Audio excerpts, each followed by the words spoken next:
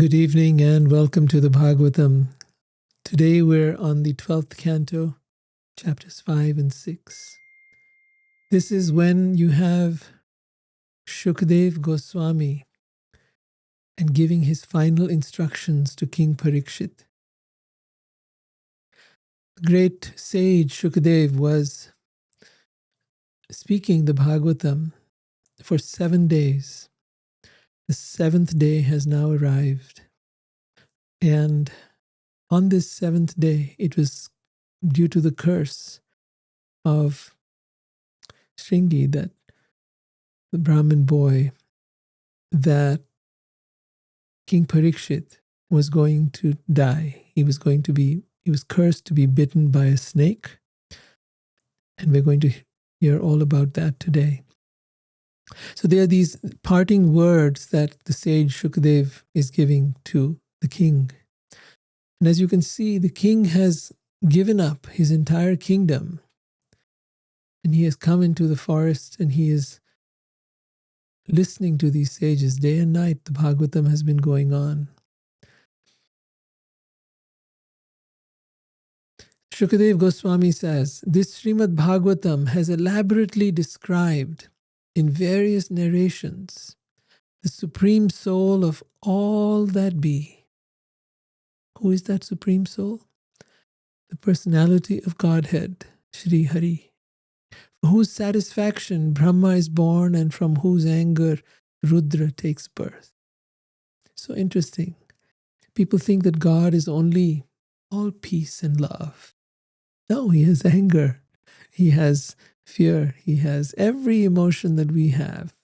But every one of his emotions and every one of his thoughts and every one of his words comes from a transcendent plane. When we get angry, our anger comes from our ego. Somebody offended us, somebody hurt us, somebody said something that was disrespectful to us, and now we are angry. But that is not Krishna. The Supreme Personality of Godhead is the Supreme Soul and is the source of everything. Shri Hari.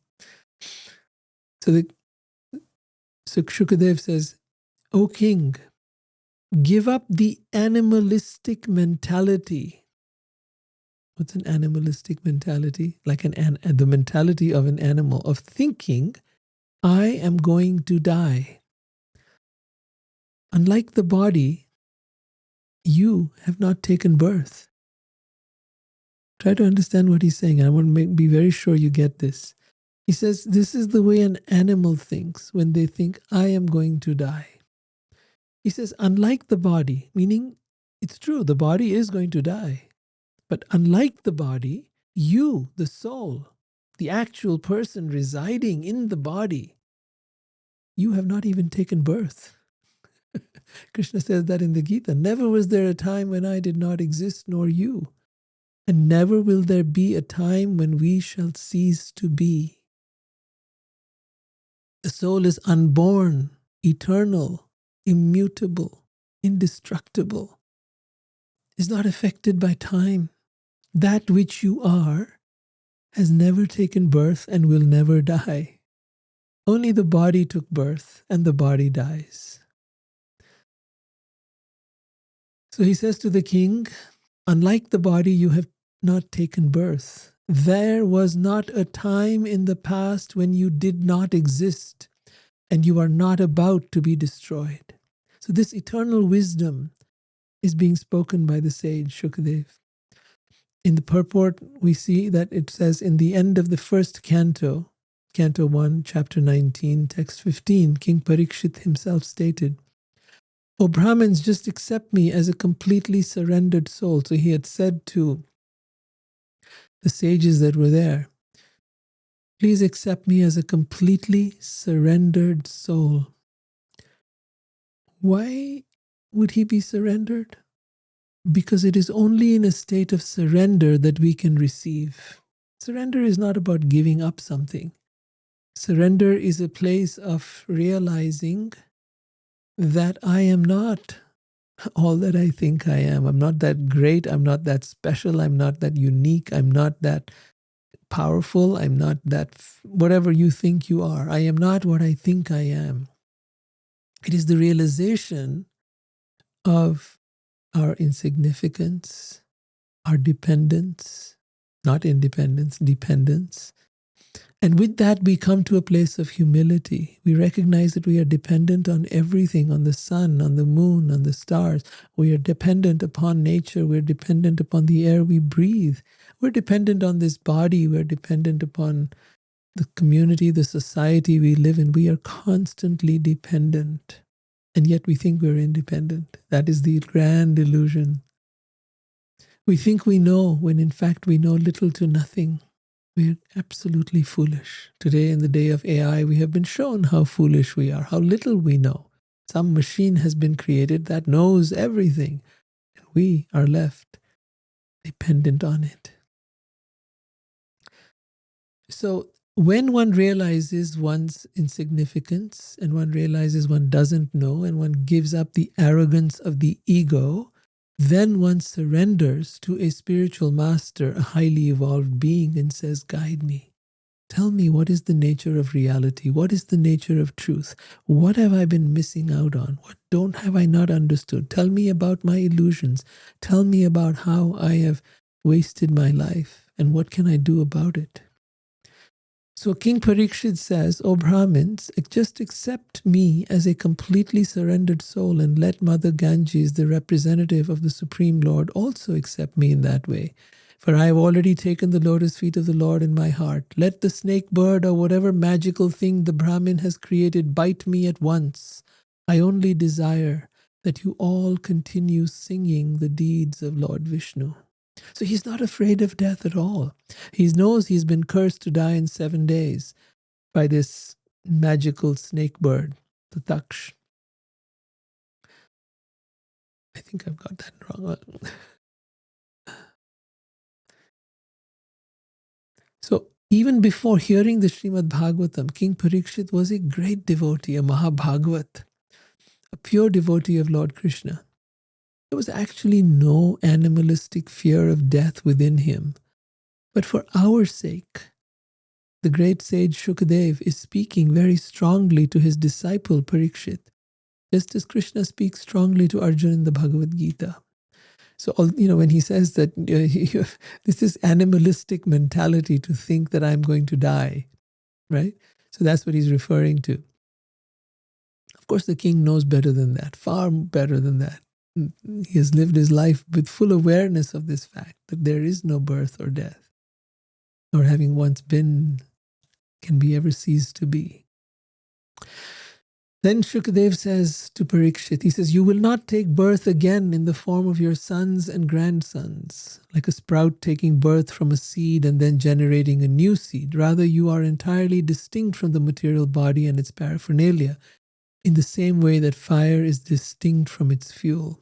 So a lot of people think, oh, I've had these kids, and then in their next life, they become the child of their kids. So in a way, your, let's say, son is your father, or will become your father, right? So it's very interesting that, of course, you don't have to be born in the same family. And of course, it doesn't mean that just because you can be born in any family. But it is often thought of in this way. Shukadev continues, in a dream, one can see his own head being cut off and thus understand that his actual self is standing apart from the dream experience.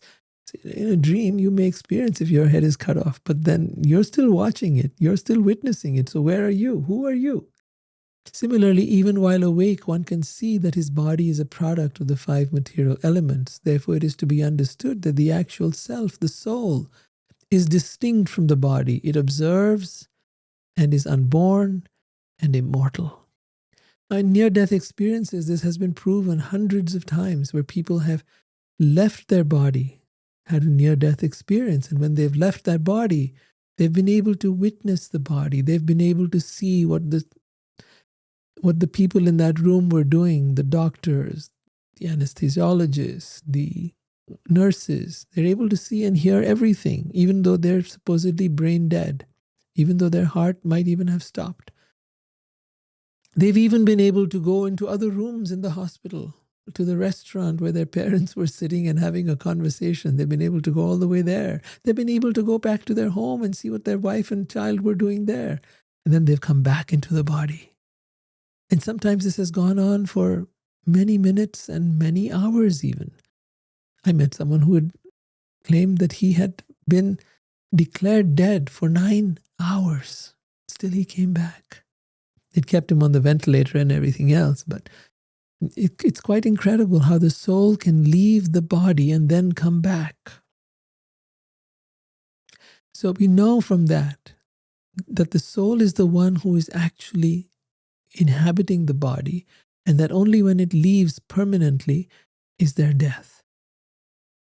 As long as it is connected to the body will not die. Take that very clearly, because this is now what Parikshit is going to face. He's going to face death, and his guru, the spiritual master, is preparing him for death.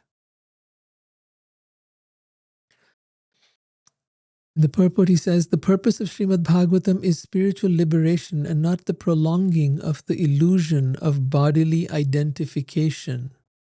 So, what is bodily identification? We're all in bodily identification. We all think I am this body. We think that you're male, you're female, or transgender.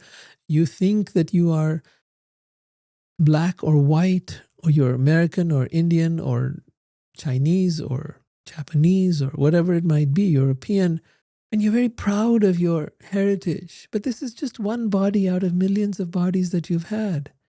You've had so many bodies, animal bodies, insect bodies, bodies of all kinds of religions and all kinds of races. None of them do you remember right now. And yet you've been there.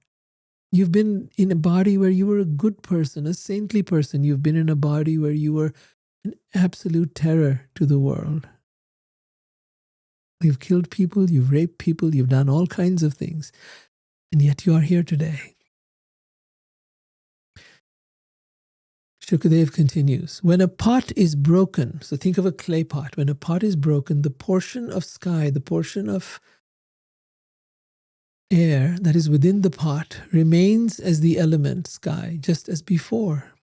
In the same way, so, if you break the pot, what was within it, the air, let's say, is still air. It hasn't gone anywhere. It's still there.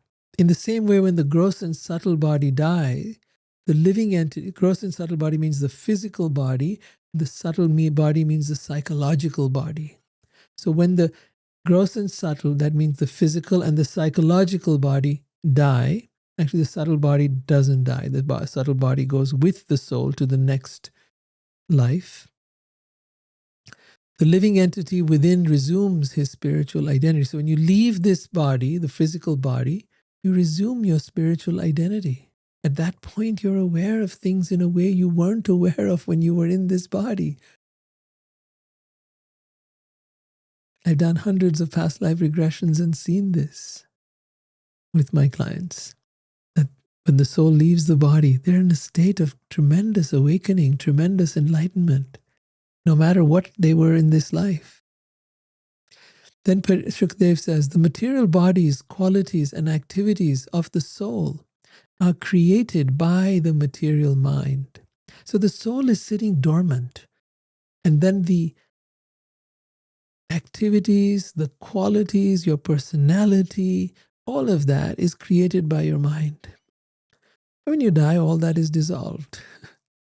That mind itself is created by the illusory energy, the Maya potency, the ability to create illusions, which is part of the energy of the Supreme Lord, and thus the soul assumes material existence. The soul then buys into all this. It buys into this whole world, into this whole illusion. A lamp functions as such only by the combination of its fuel. So we're talking about a lamp with a traditional lamp. So it functions as such only by the combination of fuel, a vessel, a container, a wick, and fire. Similarly, material life, based on the soul's identification with the body, is developed and destroyed by the workings of material goodness, passion, and ignorance, which are the constituent elements of the body. So there's been a lot of discussion in the Bhagavatam about the three modes of nature, goodness, passion, and ignorance, and how these energies of goodness, passion, and ignorance come together and shape our mental workings. They also shape then the nature of our body, and they shape the nature of our entire experience here. So the problem begins with the soul's identification with the body. It starts from when you're a baby and you identify with the baby body. And then as you grow older, you identify with that body. And it is this identification with the body that is the soul's entrapment in this world. And then, of course, once you've identified with it, then you are controlled by the modes of nature, which affect your mind, which affect your consciousness, which affect your body, which affect your reality and create the experiences that you're having. Shukadev then says, the soul within the body is self-luminous. It is self-effulgent. It is radiant. Soul within the body is self-luminous. It has got a light of its own and is separate from the visible gross body and the invisible psychological or subtle body. So the soul within the body is self-luminous. It is brilliant. It is light because it comes from God. It is a part of God. So it is of the same nature, the same quality as God, not quantity, same quality, and is separate from the visible physical body and the invisible psychological body. It remains as the soul remains as the fixed basis of changing bodily existence, just as the sky is the unchanging background of material transformation. So the sky always remains, but on the earth, so many changes are taking place. Even in the sky, you might say, oh, there are clouds and so many things that are, but beyond the clouds, that sky, which you see when you're out in an airplane, that doesn't change. The sun may come or the moon may come, but the sky still remains. In the same way, he's saying the soul, right? That soul is the fixed basis is the one thing that stays fixed while the body changes. Just as the sky is unchanging. It's the background of material transformation. So all material transformation is taking place within that sky. Similarly, all material changes and transformation are taking place, but the soul is unaffected. It is unaffected. You are not affected. Whether there is old age, whether there is disease, whether there is death, whether you go through loss or you go through fame or infamy or people like you or don't like you, your soul is unaffected, untouched, witnessing the choices it's made, witnessing the experiences it's having, just as you witness things when you're in a movie theater. So the soul is watching the movie that it has interactively been creating. Soul has been making choices. And then there's an interactive movie going on, and it gets to choose, maybe we'll do it that way, maybe we'll do it this way. And then those choices then manifest in the world, and you start to see the outcome of those choices, right? Maybe we'll stay home for the next few days and drink a lot, smoke a lot of pot and whatever else you might want to. And then you realize, I guess I'm really getting dull in the head and good things aren't happening in my life. Maybe I need to change something. So you begin to notice the soul is witnessing the experiments that it's conducting on this earthly plane. He says, therefore the soul is endless and without material comparison. My dear king, by constantly meditating upon the Supreme Lord Vasudev or Vishnu or Krishna, and by applying clear and logical intelligence, you should carefully consider your true self, the soul, and how it is situated within the material body. See, why is that meditation upon the Supreme Lord important? Because that gives you a perspective. to be able to look at yourself and then be able to discover the true self. So by meditating on Vasudeva or Krishna, you develop a clear-headedness. Your mind becomes clear. And when your mind is clear and your ego, you bypass the ego, you're able to actually experience the soul.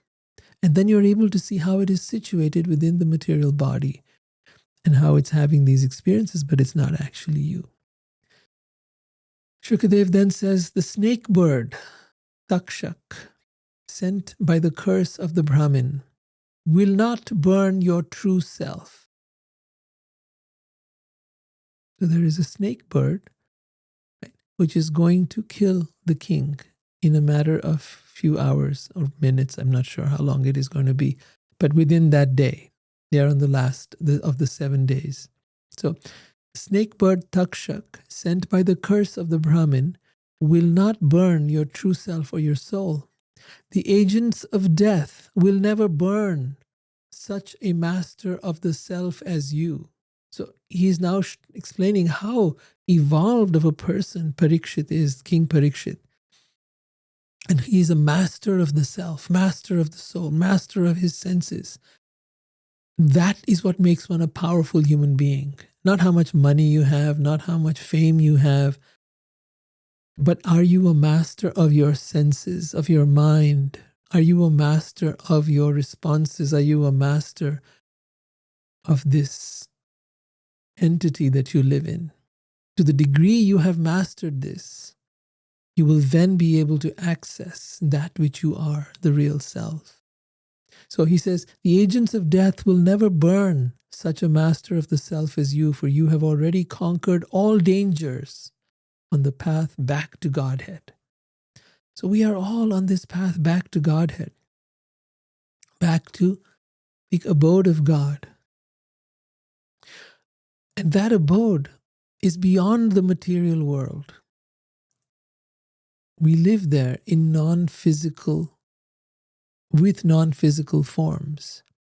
We are not subject to birth, death, old age, or disease. Krishna says, upon returning to my abode, you never return to this temporary and miserable world. So he says to Parikshit, you have already conquered all dangers on your path back to Godhead. Because now what? He has no more fear. He has no more fear of death or of anything. Once you've overcome the fear of death, you have overcome all fear. Then Shukadev says, you should consider, I am non-different from the absolute truth, the supreme abode, and that absolute truth, the supreme destination, is none different from me. So be very clear now. The absolute truth is Advai. Here, this world, everything is dual. I and you are different. I do not know what you're thinking. You do not know what I'm thinking. I and my house are different. I and my car are different. I and my everything that I have we are different. Even if you love someone deeply, you're still different. You're two different persons. However, the nature of the absolute truth is that it is not relative. Relative is this, you and I. Duality, good and bad, right and wrong, me and you. That is duality. This is the world of duality. The material world is the world of duality. But the spiritual world is the world of Advai. It's called Advaita. That means it is non-dual. And non-dual meaning that which I am and that which you are, we are made of the same stuff. And therefore we are in one sense not different, although we are different also. I and God are non-different, and yet we are different. So this is the philosophy of Achintya Bhed Abhed Tattva. Bhed means different. Abhed is non-different. We are simultaneously and inconceivably Achintya. Same, we are same and different. Simultaneously and inconceivable. We don't know how this is so, but it is so. We are simultaneously Same and different. Some people say, no, we're just one. You can't just take one piece of that. Some people think we're all different. You're caught up in only one piece of the truth. Both things are there simultaneously. We are simultaneously one and simultaneously different. And you may say, how? And I don't think anyone's been able to say, how is that so? It is so. So he's saying here that absolute truth, or God, his abode, and you are none different from each other. Krishna and the souls are actually none different, and yet they are different. This is inconceivable, but it is so. Krishna and his abode are none different. Krishna and his incarnations, different avatars, are none different, and yet they're different. They have different roles, they're different tastes, just different flavors. Like food is food, right? But there are so many different dishes in your plate. And it's all food. Once it goes inside your body, it'll be just digested the same way. But there are so many flavors. Otherwise, what would be the need of having so many different flavors and so many different tastes and so many things? Just shovel it all in, right? It wouldn't make a difference. Thus, Shukadev says, resign yourself to the Supreme Soul who is free from all material misidentifications, who will not even notice. You will not even notice the snake bird, Takshak, when he approaches with his poison-filled fangs and bites your foot. Nor will you see your dying body or the material world around you, because you will have realized yourself to be separate from them. Beloved King Parikshit, I have narrated to you the topics you originally inquired about, the pastimes of Sri Hari, the Supreme Soul of the universe. Now what more do you wish to hear?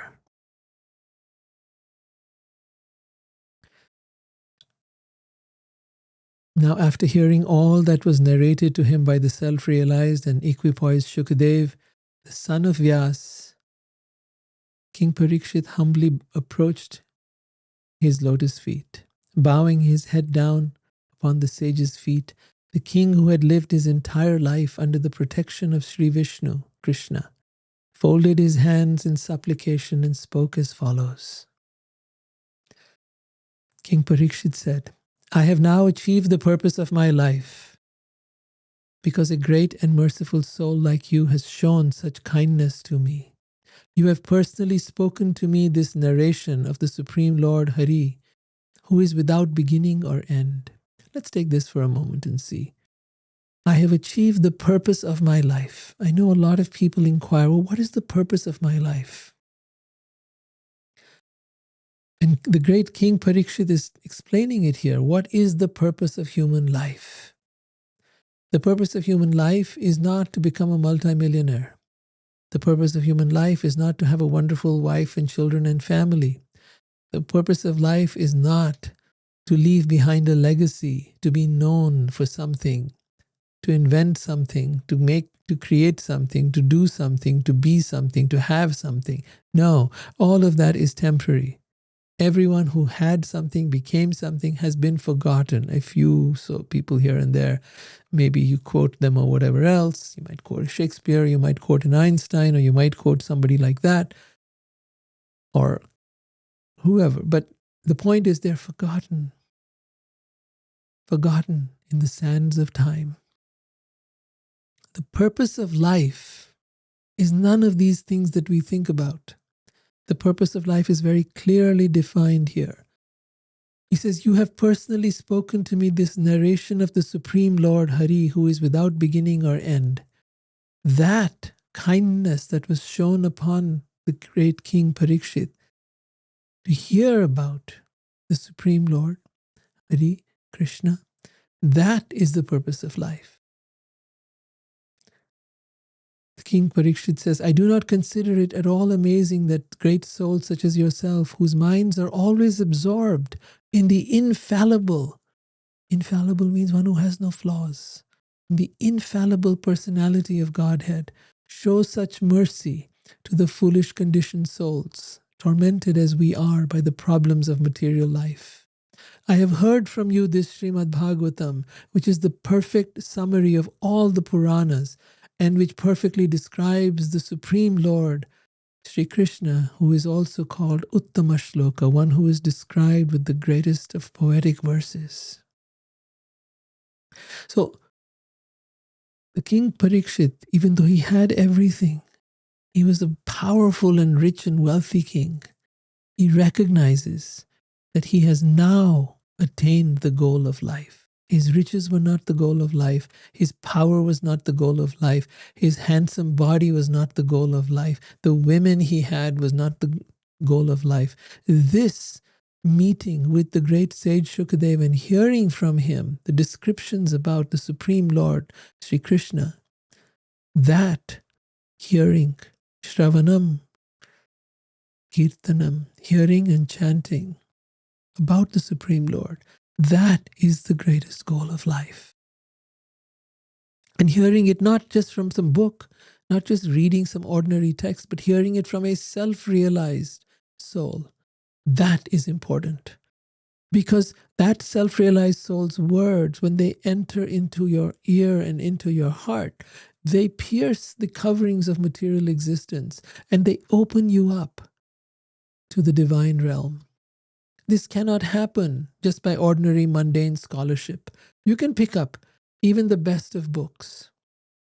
You can pick up books even put together by great scholars, great teachers, great gurus, but still you must hear from a realized soul in person. And when you do, then the mysteries of divinity are revealed to you, because this is all about revealed wisdom. It's not about intellectual wisdom. Your mind cannot understand these things. It is revealed within the heart. Parikshit, the king, now says, "My dear Lord Shukadev, I have no fear of Takshak, the snake, or any other living being, or even of repeated deaths, because I have absorbed myself in that purely spiritual absolute truth, which you have revealed and which destroys all fear. Please give me permission to resign my speech, in other words, to stop speaking, and the functions of all my, and to stop the functions of all my senses, and focus them upon Lord Adhokshaja, means the Supreme Lord, Sri Krishna. Allow me to absorb my mind, purified of lusty desires, within him, and to thus give up my life. You have revealed to me that which is most auspicious, the supreme personal feature of the Supreme Lord." This is powerful. You have revealed to me that which is most auspicious. You know what is auspicious? Auspicious means we all have desires, right? Auspiciousness is that circumstance or situation in which our desires get met. So far, you know the desires of your body. You know the desires of your mind. You know the desires of your ego. You know the desires that have been placed into your subconscious and which you're now seeking and craving.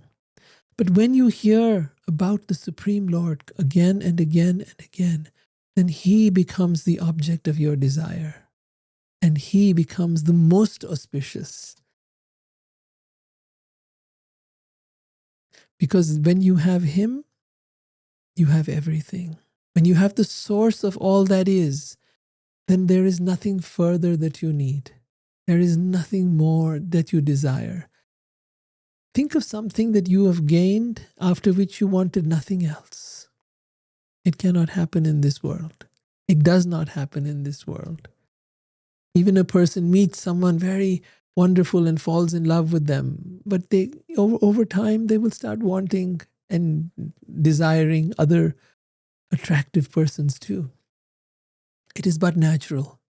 You may buy a house and you may buy a car, or you may buy whatever else, or you may have a wonderful job, but in time you will want something else. But when you have the Supreme Lord, Sri Krishna, then you want nothing else. In the beginning stages, it may not be so. In the beginning stages, you have an intellectual understanding of him. But when he has appeared within your heart, when you have seen and felt and experienced him, then you will want nothing else. So he says, you have revealed to me that which is most auspicious, the supreme personal feature of the Supreme Lord. Most people know the impersonal feature of God, which is the Brahman, the energy of the universe, right? And that's what most people are focusing on, is the light. Or others know of God through religion and think of him as some person sitting on a throne, but they have no idea what he looks like or what he does or anything else. But he's saying here, you have revealed to me the supreme personal feature of the Supreme Lord. This is the greatest knowledge, the knowledge of the Supreme Lord and his activities and his pastimes and his appearance. Think about it. Don't you want to know that? And if you know that, how satisfied one feels. That's the incredible experience you have. Once you have tasted that, there is nothing greater than that in all of existence. Knowing that there shall be nothing further that is to be known. Parikshit says, I am now fixed in knowledge and self-realization, and my ignorance has been eradicated. At this point, the saintly son of Vyas, Shukdev, gave his permission to King Parikshit. And then, after being worshipped by the king and all the sages present, because there were hundreds of sages and other saintly people sitting around listening, so they all worshipped the sage Shukadev.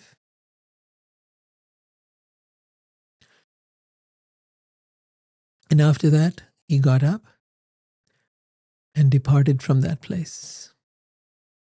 King Parikshit then sat down on the bank of the Ganges river upon a seat made of darbha grass with the tips of its stalks facing east, and turned himself towards the north.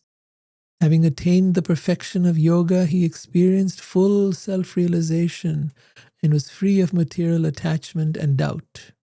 The saintly king settled his mind within his spiritual self and by pure intelligence, and proceeded to meditate upon the supreme absolute truth. His life air ceased to move and he became as stationary as a tree. The snake bird, Takshak,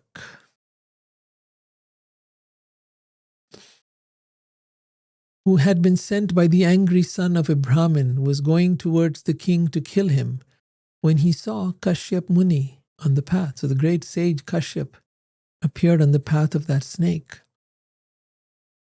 bird, Takshak. Takshak flattered the sage Kashyap by presenting him with valuable offerings, and thereby stopped the sage, who was expert in counteracting poison,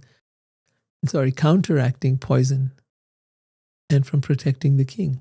So Takshak tricked the sage Kashyap by flattering him and presenting him with valuable offerings. In the purport, it said Kashyap could counteract, the sage Kashyap could counteract the poison of Takshak. So he could have prevented Parikshit from being killed. Kashyap had demonstrated this power by bringing a palm tree back to life after Takshak had burnt it to ashes by biting it with his fangs. So this Takshak snake bird could not only bite something with poison, but he could also burn it to ashes. According to the arrangement of destiny, Kashyap was diverted by Takshak, and the inevitable took place. So Takshak was able to distract Kashyap and went on his mission. Then the snake bird, who could assume any form he wished, disguised himself as a Brahmin and approached the king and bit him. While living beings all over the universe looked on, the body of the great self-realized saint among kings was immediately burned to ashes by the fire of the snake's poison.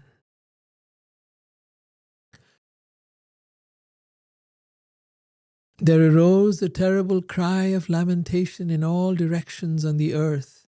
and in the heavens, and all the demigods, demons, human beings, and other creatures were astonished.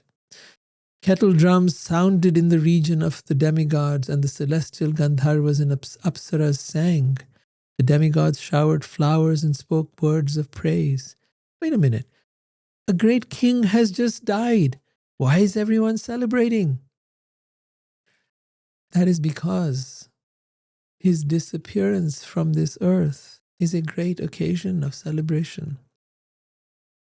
When a saintly person appears in the world, there is great celebration. And when they disappear from this world, also there is great saintly celebration, because unlike the normal average human being who is going to come back and take another body, which is a sad thing, and therefore we cry, we are sad to see them go on one hand, and on the other hand we are sad because they are going to come back again into the cycle of birth and death. So there are many reasons to cry for the ordinary person.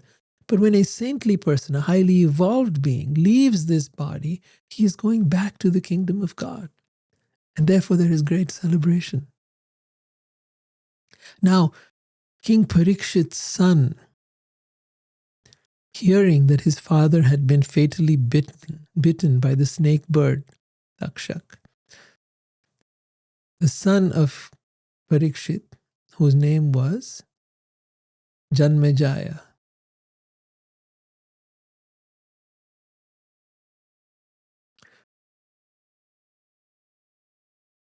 King Janmejaya, became extremely angry, and he had Brahmins perform a mighty sacrifice in which he offered all the snakes in the world into the sacrificial fire.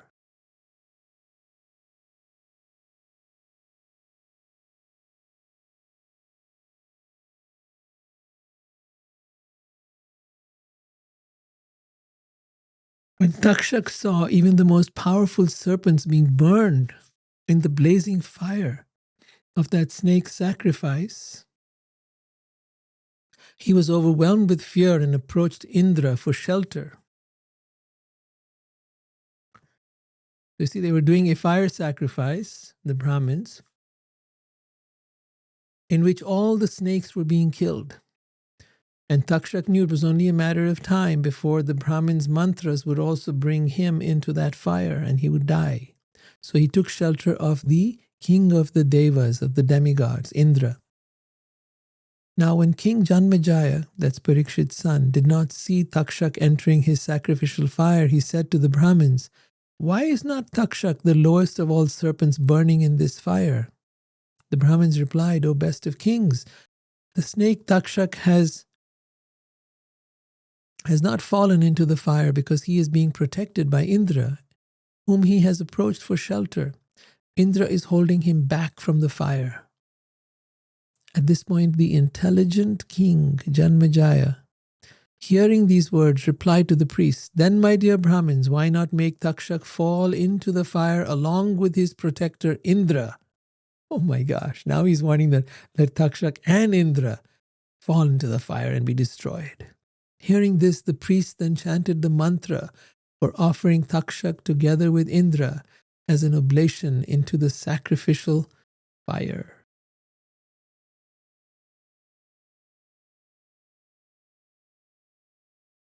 O Takshak, fall immediately into this fire together with Indra and his entire host of demigods. At this point, this would have resulted in the killing of not only Indra, but all the demigods, the Devas who were with him. When Indra, along with his airplane and Takshak, was suddenly thrown from his position by these insulting words of the Brahmins, he became very disturbed. At this point, Brihaspati, the son of Angira Muni, Brihaspati was a great sage as well, a very powerful, evolved being. Seeing Indra falling from the sky in his airplane along with Takshak, he approached King Janmejaya and spoke to him as follows: "O king among men, it is not fitting that this king of snakes meet that death at your hands, for he has drunk the nectar of the immortal demigods. Consequently, he is not subject to the ordinary symptoms of old age and death. The life and death of an embodied soul and his destination in the next life are all caused by himself through his own activity. Therefore, O king, no other agent is actually responsible for creating one's happiness and distress. A bit of wisdom thrown in here. That the life and death of an embodied soul, we are embodied souls, we are in a body, souls who are in a body. The life and death of an embodied soul and his destination in the next life are all caused by himself through his own activity, that is, through your karma. Therefore, O king, no other agent is actually responsible for creating one's happiness and distress. See, a lot of us tend to blame other people. We say, oh, he did this to me, she did that to me, the king, the government, No. We are all experiencing the karma of our past lives and of this life as well. But altogether, we are experiencing exactly what we need to experience. You may not like it. You may think it's unfair. But if you knew the past, it would all begin to make sense. In regressions that I've done with people can see that. They can see what was the cause of the suffering they are having now. And then they begin to understand, oh, and then the blame goes away.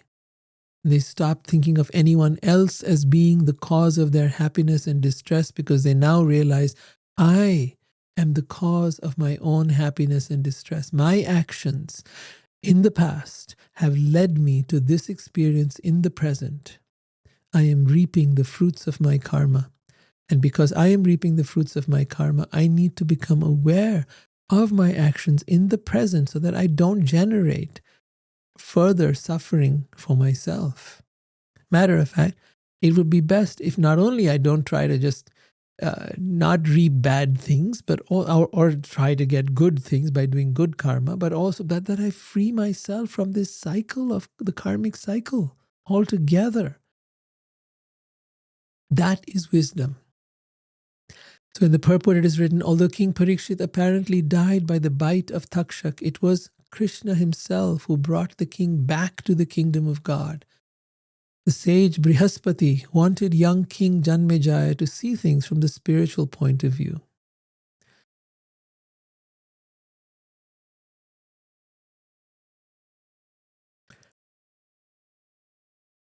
Now, Sutta Goswami is talking, right? And because now Shukadev has gone, right? So the narrative is continuing by Sutta Goswami. And Sutta Goswami is now making us aware of what happened afterwards.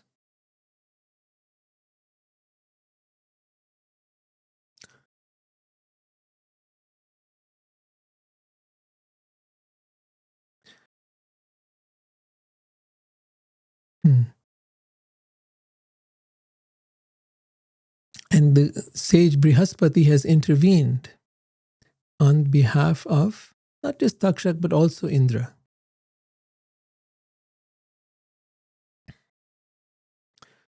And we're learning now that all this was the will of Krishna himself. He wanted Parikshit to come back to him. So Sutta Goswami now says, when a conditioned soul is killed by snakes, thieves, fire, lightning, hunger, disease, or anything else, he is experiencing the reaction to his own past work, in other words, his karma. Therefore, my dear king, Janmejaya, this is what Brihaspati is telling now to King Janmejaya. Please stop this sacrificial performance which was initiated with the intent of doing harm to others. Many innocent snakes have been burned to death. Indeed, all persons must suffer the unforeseen consequences of their past activities. Advised in this manner, King Janmejaya replied, so be it. Honoring the words of the great sage, he desisted from performing the snake sacrifice and worshipped Brihaspati, the most eloquent of sages. This is indeed the Supreme Lord Vishnu's illusory energy, Maya, which is unstoppable and difficult to perceive. Although the individual spirit souls are part and parcel of the Supreme Lord, through the influence of his illusory energy, Maya, They are bewildered by their identification with various material bodies. So this is the condition we all find ourselves in. We are all illusioned by our identification. This word, you will see it comes up again and again. Identification. What does it mean? It means we have identified with this. We have identified not only with our body, but also with our mind. We have identified not only with the mind, but also with our thoughts, with our emotions, with our ego. We have identified ourselves with our race, our gender. We have identified ourselves with our life experience and our story. We have identified ourselves with our property and our position and our job and our possessions. We have identified ourselves with all of this. And this identification is the trap that holds us down and doesn't let us see things clearly. This is the trap of Maya, the illusion that doesn't let us see clearly who we are, why we're here, what the purpose of life is. In the purport, it is written, the illusory energy, Maya, of Vishnu is so powerful that even the illustrious son of King Parikshit was temporarily misdirected. Because he was a devotee of Krishna, however, his bewilderment was quickly rectified. On the other hand, an ordinary materialistic person, without the special protection of the Supreme Lord, plummets to the depths of material ignorance. Actually, materialistic persons are not interested in the protection of Vishnu, therefore their complete ruination is inevitable. Brihaspati continues, but there exists a supreme reality in which the illusory energy cannot fearlessly dominate. There exists a supreme reality, that is the absolute truth, God, and his energy and that frequency of God, in which Maya, the illusory energy of this world, cannot operate, cannot fearlessly dominate. It is dominating us. It has no fear. Maya is dominating us and keeping us in great illusion. But there is another reality. That reality called Param Satyam, the ultimate truth, the absolute truth. That reality, which is the energy of the divine, the God himself, that is a space in which Maya, the illusory energy, cannot dominate. And this illusory energy makes us think, I can control this person because he is deceitful. In that highest reality, there are no illusory argumentative philosophies. There are no arguments. Is there God? Is there no God? There's no doubt. There is no illusion. There is none of that. Brihaspati continues. He says, rather, the true students of spiritual science constantly engage in authorized spiritual investigation. In that supreme reality, there is no manifestation of the material mind which functions in terms of alternating decision and doubt. Decision and doubt. Created material products, their subtle causes, and the goals of enjoyment attained by their utilization do not exist there. Again, it's an alternate reality. Alternate meaning we have a choice. We can be part of the illusion here in this world, or we can choose that alternate reality where there is no illusion. So then he says, created material products, right? The things we create in this world, all the stuff we have, their subtle causes, and the goals of enjoyment attained by their utilization do not exist there. Meaning a person who is on that platform of absolute truth is not interested in material enjoyment, is not interested in the things of the world. They are like toys or like inconsequential things that do not interest such a person. Furthermore, in that supreme reality, there is no conditioned spirit covered by false ego and the three modes of nature. We are conditioned. Conditioned means brainwashed by this world, by our subconscious, by the advertising, by the social programming, by the political influence, by the media, by all of that, right? We are conditioned. And we are therefore covered by the false ego, which now identifies with all these conditionings. And of course, the three modes of nature.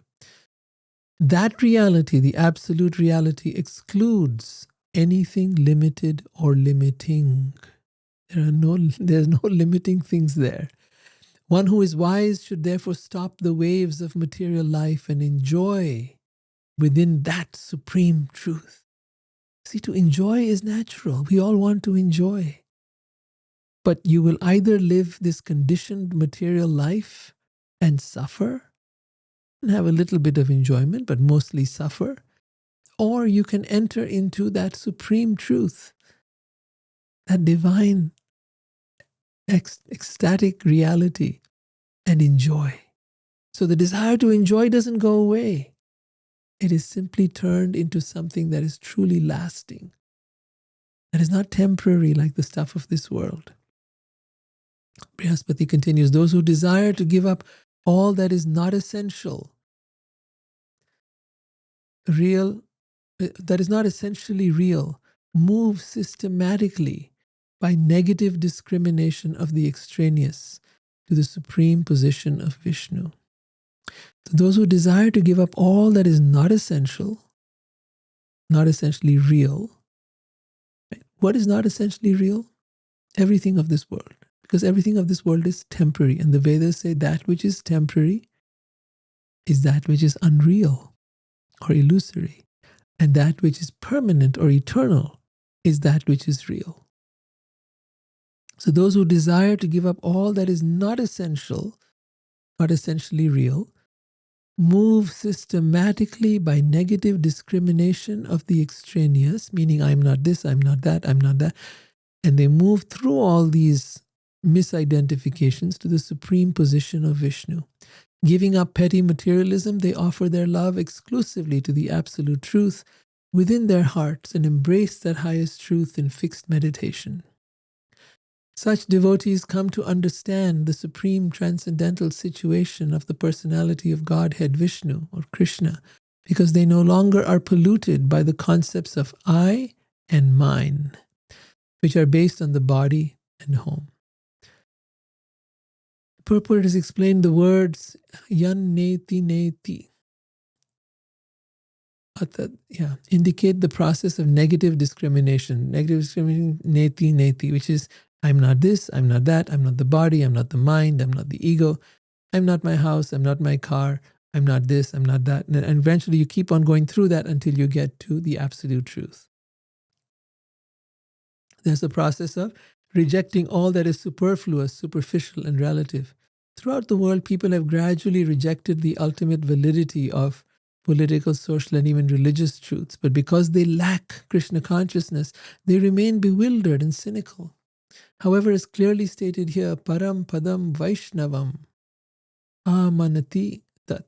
Those who actually desire perfect knowledge must not only reject the non-essential, but also ultimately understand the essential spiritual reality called param padam vaishnavam, the supreme destination, the abode of Vishnu. Padam indicates both the status and the abode of the Supreme Personality of Godhead, which can only be understood by those who give up petty materialism and adopt the position of Ananya Suhridam, exclusive love for the Lord.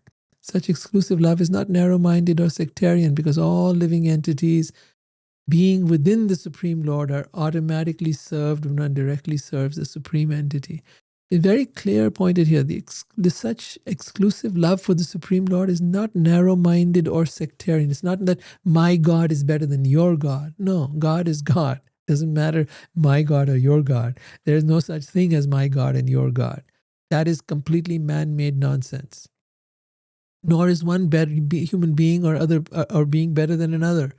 That is again nonsense. This division of race, this division of by religion, of nationality, this is all nonsense. This is not spiritual. This is the very symptom of our disease of materialism.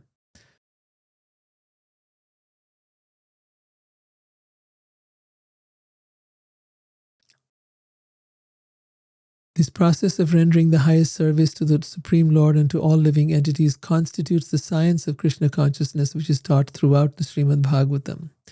Brihaspati continues, one should tolerate all insults and never fail to show proper respect to another person. See, he's repeating, he's giving the same teaching that Sri Chaitanya Mahaprabhu taught us. Amanina manadena. That one should not want respect for oneself. Amanina manadena. Give man or respect to others. Kirtaniya sadhari. And such a person can chant the name of God constantly.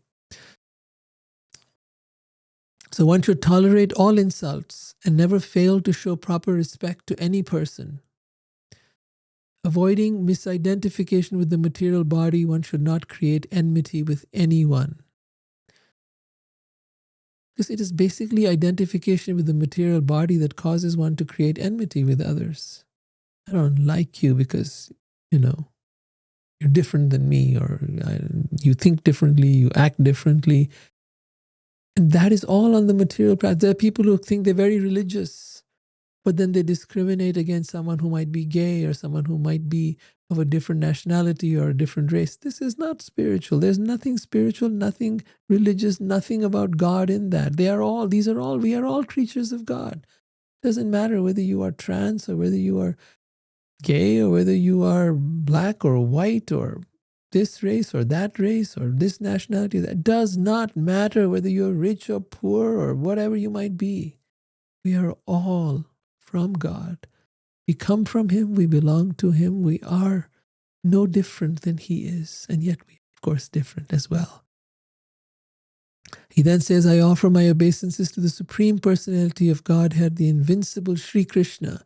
Simply by meditating upon His lotus feet, I have been able to study and appreciate this great literature. So at this point, Shaunak Rishi comes up with a question. He says, O gentle Sutta, please narrate to us how Paila and the other greatly intelligent disciples of Vyas, who were known as the standard authorities of Vedic wisdom, spoke and edited the Vedas. Now, this is Vyas, the great sage who compiled the Vedic wisdom. Yeah? So he, Vyasadeva, we're going to talk a bit about him right now. Suta Goswami said, O Brahmin, first the subtle vibration of transcendental sound appeared from the sky of the heart of the most elevated Brahma, whose mind was perfectly fixed in spirit. So this is called Shabda Brahma. This is now coming through Brahma, and then it is being transmitted further to humanity. One can perceive this subtle vibration when one stops all external hearing. It's very interesting. As long as you are listening to the vibrations of the world, you cannot hear the voice within you. As long as you're listening to your mind, as long as you're listening to the sounds of the world, you cannot hear that voice. That's why great sages, they would go to the forest. They would go to places where there's total quiet, and then they could focus deeply within. No other sounds to distract them, no other people to distract them, no other things going on, nothing. They could then meditate fully. It was not about giving up the world. It was going to an ideal environment where one could quiet the mind and then begin the internal hearing, get away from the external hearing and focus on the internal hearing, the hearing of. So that's where revelation takes place. That's where the Vedas came. That's why they're called Shruti, that which is heard. Heard not through the ear necessarily, but through the inner ear.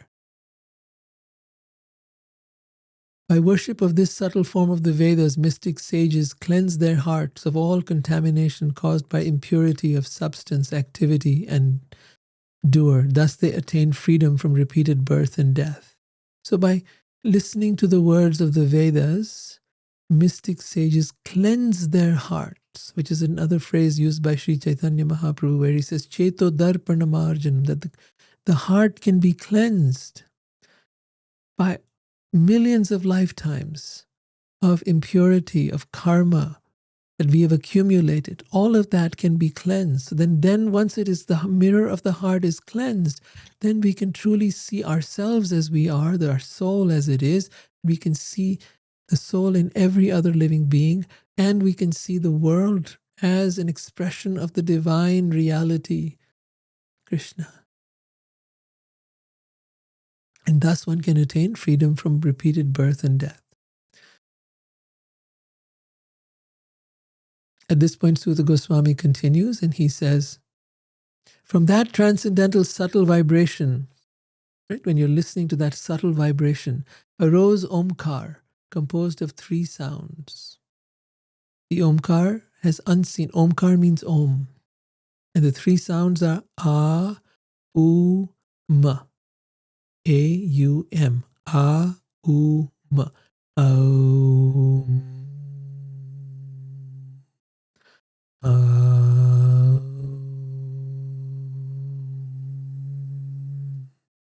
So it is chanted like that. From that transcendental subtle vibration arose the Omkar, composed of three sounds. And Krishna says in the Bhagavad Gita, I am Omkar. He is no different than this sound, Omkar. The Omkar, Sutta Goswami continues, has unseen potencies and manifests automatically within a purified heart. It is the representation of the absolute truth in all three of his phases: Supreme Personality, the Supreme Soul, and the Supreme Impersonal Truth. So there's person and the impersonal. It's not that there's only the impersonal or there's only the personal. No, God exists both as person and as his energy impersonal. Personal and impersonal simultaneously. This Omkar, ultimately non-material and imperceptible, is heard by the Supersoul without his possessing material ears or any other material senses. The entire expanse of Vedic sound is elaborated from Omkar, which appears from the soul within the sky of the heart. Now, this is a bit poetic way of expressing it, but you will hear the sound Om within yourself. As your heart gets purified by chanting it, by chanting Om, or by chanting, better still, the Hare Krishna mantra, Hare Krishna, Krishna Krishna, Hare Hare Ram, Ram Ram, Hare Hare. That was established earlier in the last few chapters of the Bhagavatam, the 12th canto, as well as the 11th. That Kirtaniya Sadahari, there were verses in the Bhagavatam that we read which established that the chanting of the holy name was the yuga dharma, the process in this age of Kali that we live in. And that is the most important method of meditation. So one can chant on Om, meditate on Om, but better still, for this age that we live in, the Maha Mantra, the Hare Krishna mantra, is most recommended. So what it does is it begins, of course, very mechanically we are chanting, but then it begins to appear within the heart. It becomes part of the clears out the subconscious mind, and then it starts to appear within the heart. And at that point, the chanting becomes like it is happening to you. It is happening through you. It is now happening automatically. That is the Nam Prabhu, the grace of the holy name, has now manifest within you. And this, Sutta Goswami is saying, is the secret essence and eternal seed of all Vedic hymns.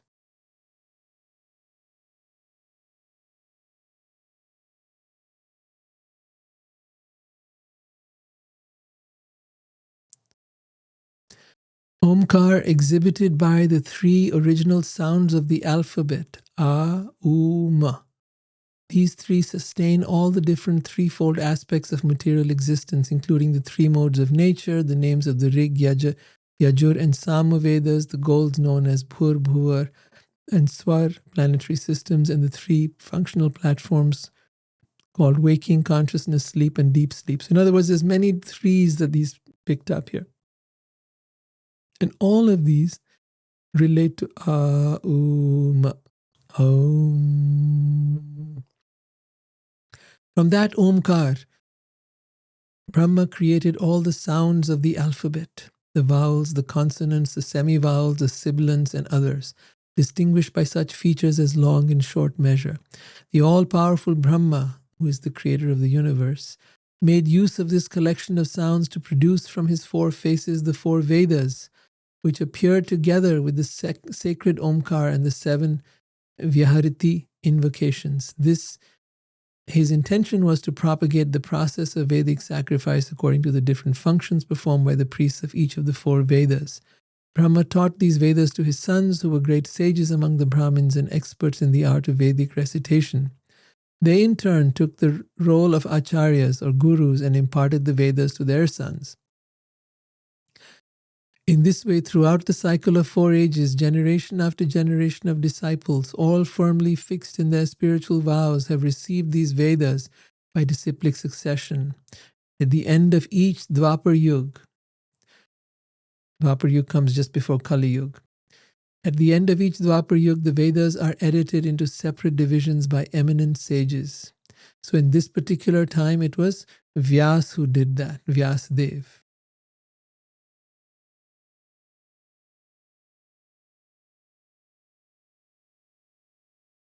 Right? And he compiled it with Ganesh.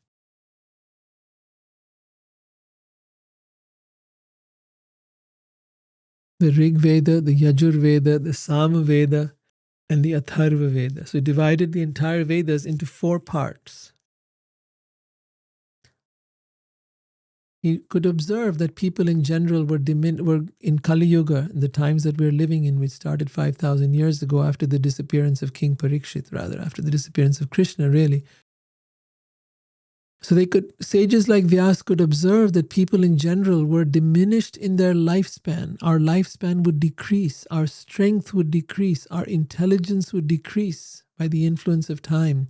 So that is why great sages like Vyas took inspiration from the personality of Godhead, Sri Krishna, sitting within their hearts, and systematically divided the Vedas into 4 parts. O Brahmin, in the present age of Vaivasvat Manu, the leaders of the universe led by Brahma and Shiva requested the Supreme Personality of Godhead, the protector of all the worlds, to save the principles of dharma, of religion. So it goes on to explain why and how the Vedas were divided into 4 parts. It says in a very beautiful way, Srila Vyas separated the mantras of the Rig, Atharva, Yajur, and Samaved, just as one sorts out a mixed collection of jewels into piles, and thus he composed 4 distinct Vedic literatures. When Brahma first spoke, the purport says, when Brahma first spoke the 4 Vedas with his 4 mouths, the mantras were mixed together like an unsorted collection of various types of jewels. Srila Vyasadeva sorted the Vedic mantras into 4 divisions, samhitas, which thus became recognized as the Rig, Atharva, Yajur, and Samaveda. And then, of course, he gave them to his disciples, who then in turn gave it to their disciples, and in disciplic succession, this knowledge was being passed down. Now, what's interesting to note here that in Canto 1, chapters 4 and 5, we found out that even after compiling all the Vedas, Vyas had felt dissatisfied and incomplete. At that time, his guru, Narad Muni, appeared and told him that he had written all about the 4 Purusharthas, as they're called, Dharma, Artha, Kama, and Moksha, about how people should perform their duties, including religious duties, family duties, all of that, how they should earn money, Artha, how they should enjoy their senses, Kama, and how they should seek liberation, Moksha. But then Narad said, you have not actually broadcast the sublime and spotless glories of the Supreme Personality of Godhead, Sri Krishna. That philosophy, which does not satisfy the transcendental senses of the Supreme Lord, is considered worthless. So literally he was telling Vyas that all these Vedas that you compiled are actually worthless. He went on to say in text number 10, which is from the Canto 1, chapters 4 and 5, he went on to say there, those words which do not describe the glories of the Supreme Lord Sri Krishna who alone can sanctify, purify the atmosphere of the entire universe, those words which do not describe his glories are considered by saintly persons to be like unto a place of pilgrimage for crows. A place of pilgrimage for holy persons is to go to a place where there's some divine activities and divine people sitting there. But a place of pilgrimage for crows is usually the trash can, right? Where some trash is, or some littered stuff, or some dead bodies. That's the place of pilgrimage for crows. Since the all-perfect persons, the self-realized souls, the enlightened beings, are inhabitants of the transcendental abode, they do not derive any pleasure in these mundane writings of the Vedas. That's what he's trying to say here. Since the all-perfect persons are inhabitants of the transcendental abode, meaning they're inhabitants of that abode and they have come here to give us wisdom, to enlighten us, to awaken us. Right? So they are inhabitants of the transcendental abode, and because they're inhabitants of that abode, they do not take any pleasure in this 4 Vedas that you've written, Rig Veda, Sama Veda, Yajur Veda, Atharva Veda.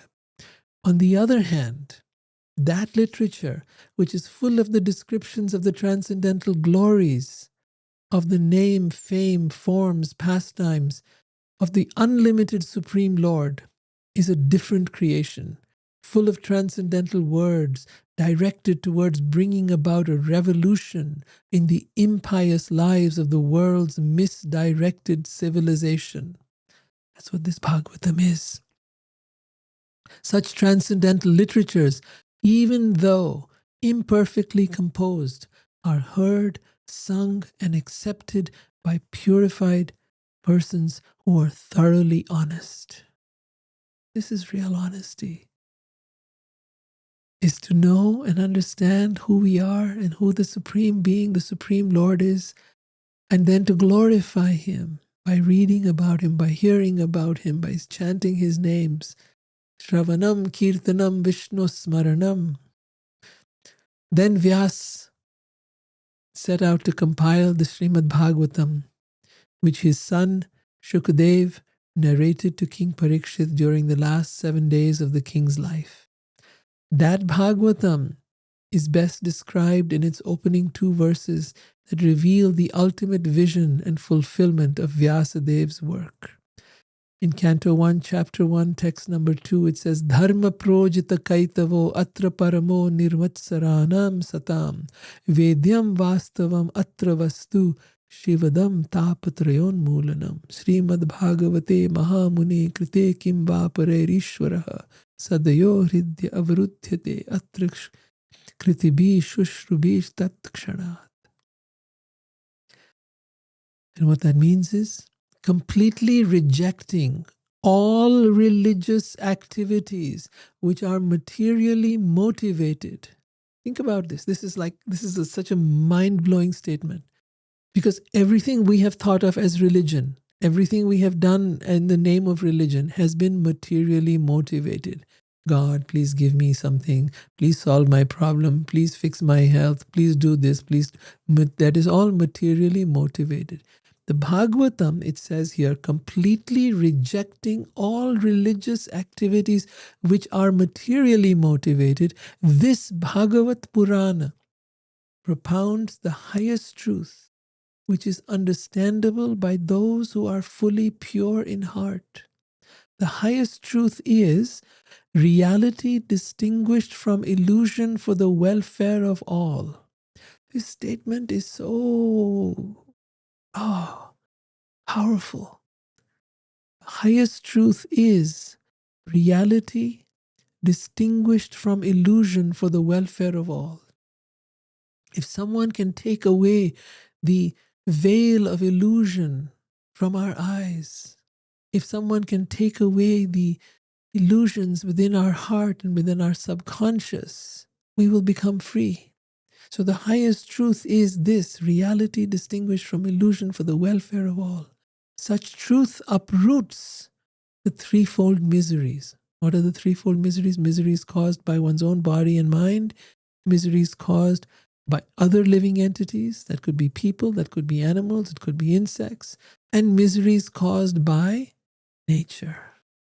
So such truth uproots the threefold miseries. Means you will no longer be affected by the sufferings of this world. This beautiful Bhagavatam, compiled by the great sage Vyas in his maturity, because it was his final writing, is sufficient in itself for God realization. Again, here it is not about believing in God, it is about realizing God.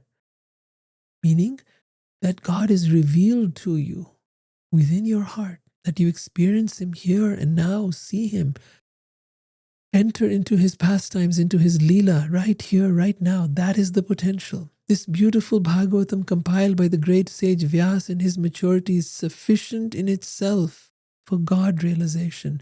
What is the need of any other scripture?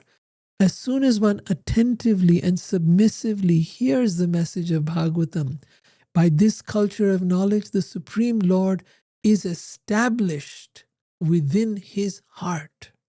Established within his heart. Powerful. That is called nishtha. One no longer has doubt. One no longer wonders, oh, is God real or not real? I don't know. Is Krishna God or not?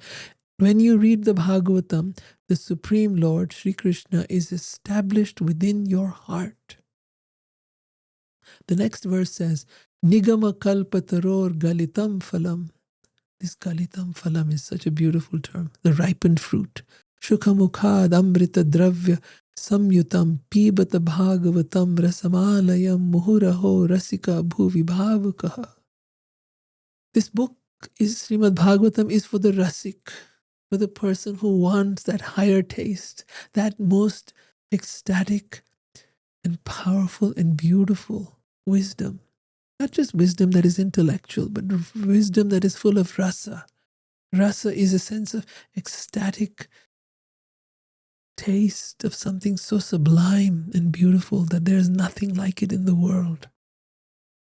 So the meaning of this is, O expert and thoughtful persons, relish Srimad Bhagavatam, which is the mature fruit. I told you earlier, the mature fruit, the galitam phalam, ripened fruit of the tree of Vedic, of the desire tree of Vedic literature. Desire tree meaning because the Vedic literature can give you everything you desire. But the ultimate desire to have is that Supreme Lord.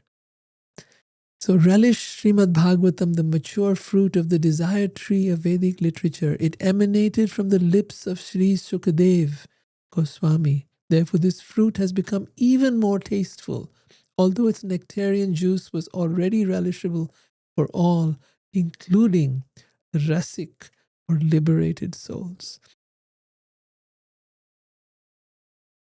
So with that, we end the 12th canto, chapters 5 and 6. We're coming to the end of the Bhagavatam, just a few more chapters to go. Thank you very deeply from the bottom of my heart for being part of this journey, for having been with me through this whole 3.5 years. And very, very grateful to all of you. If you're just following right now, please know that all the episodes of the Bhagavatam are there on my YouTube channel. All you got to do in YouTube is type at Rohit Juneja, ROHIT JUNEJA, and you will find the entire Bhagavatam in a playlist called Bhagavatam, the Divine Love Podcast. You'll find it there. So please check it out. I'm here till we finish every Tuesday at 8 p.m. Eastern Time, which is 5 p.m. Pacific. And I look forward to seeing you next week. Hare Krishna. Jai Jai Shri Radhe Shyam.